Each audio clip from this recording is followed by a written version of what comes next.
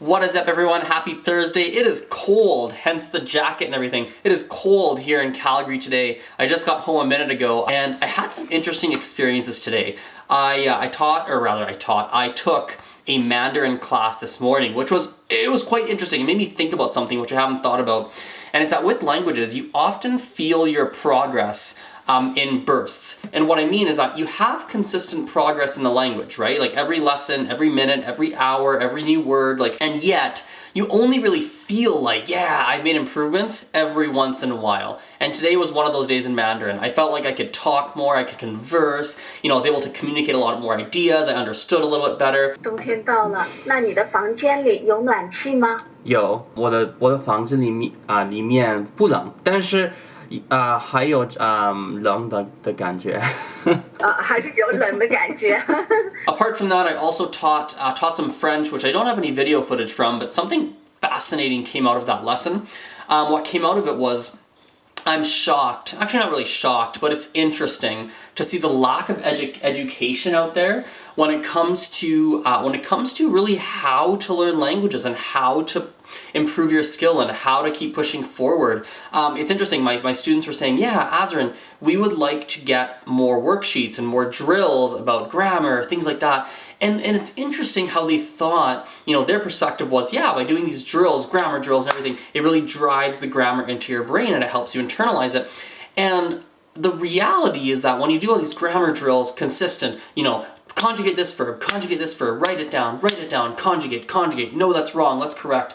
For the majority of people, it's actually a little bit of a, not to say it doesn't work, because it does, a lot of people have gone through it, but I find that sometimes there can be faster methods, and yes, this should be one tool in your toolbox of teaching skills, but it's not a tool that you use all that often. There's other ways to teach the same skill that you're trying to get across that are a lot more fun, a lot more effective, often a lot more thorough.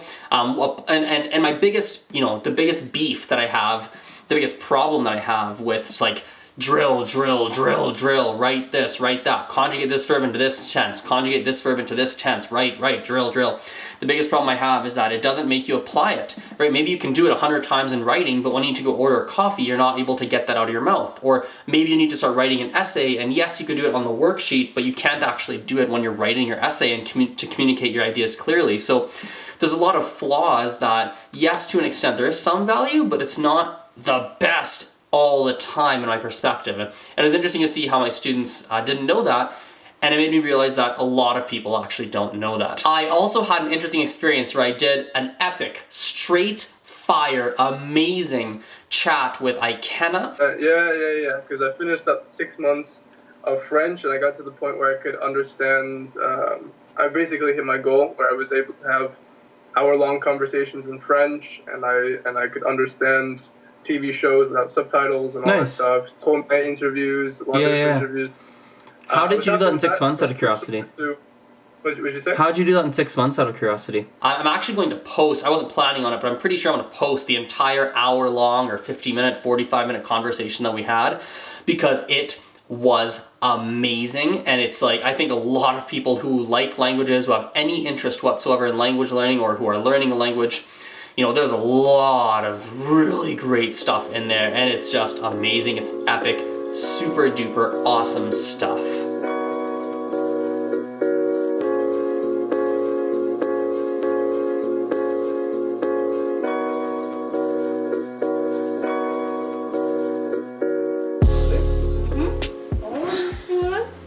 Just take it down.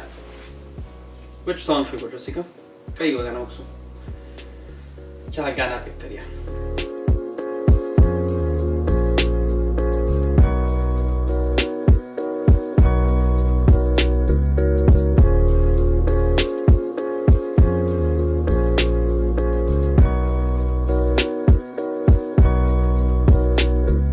The way that Mandarin puts words together is usually very logical. So, for example, how do you say yummy? Tasty? Yeah. Do the last time. That means is it tasty? 好吃吗 meaning like, is it tasty? So like, which part of that is tasty?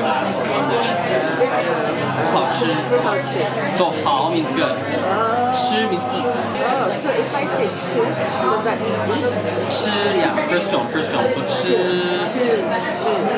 No, keep your the other 吃 voice high and flat. 吃 drink 喝 he 喝 first tone.